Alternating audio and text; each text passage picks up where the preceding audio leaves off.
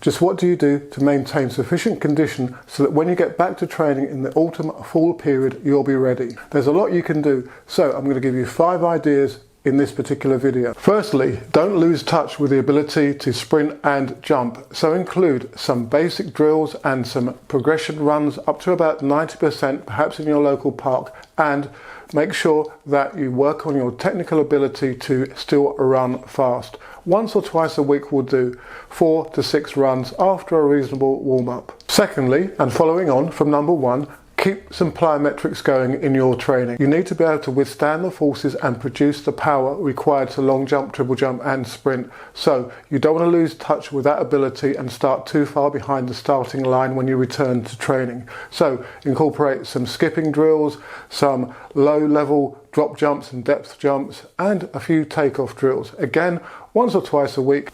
Thirdly, to avoid any setbacks, make sure you pre-train, pre-condition. That means do exercises that are going to strengthen particular parts of your body to withstand the forces generated by long triple jumping and sprints, for example. So do isometric hamstring exercises, eccentric calf lowers and eccentric squats. All those exercises will provide a potential cure against common jumping and sprinting injuries, for example hamstring strains, Achilles tendon problems and jumper's knee.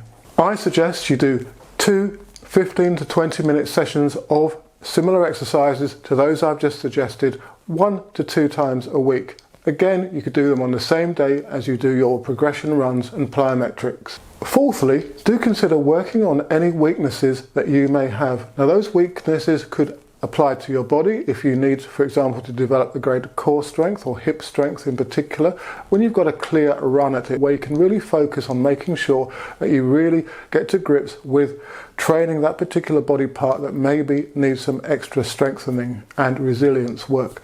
Also, you may want to consider doing some technical work, light technical work, for example. If you've struggled throughout the season with a poor takeoff for the long jump, for example, then you may want to work on a few drills to improve your takeoff. But again, you don't want to overdo it. A lot will depend on the way that your coach structures your training. Myself, we're very technical, so we will start jumping very soon when we go back to training in September, October.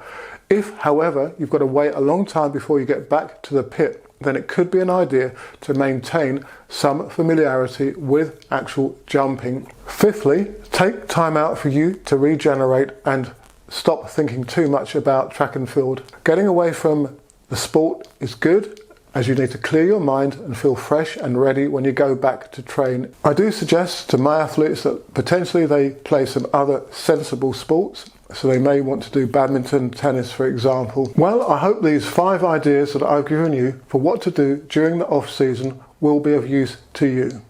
If you have any specific questions or ideas of your own, then do let me know in the comments section below or through my other social media. If you'd like to help me help you become a better athlete or coach, then do consider becoming a channel member. For as little as £1.99 a month, $1.99 a month, you can become a channel supporter and do just that. So head over to the channel's homepage, click on the membership button and see what offers are available. If you're interested in finding out more about the free lap timing system, which is accurate to 1/1000th of a second, then again get in contact at the email address below.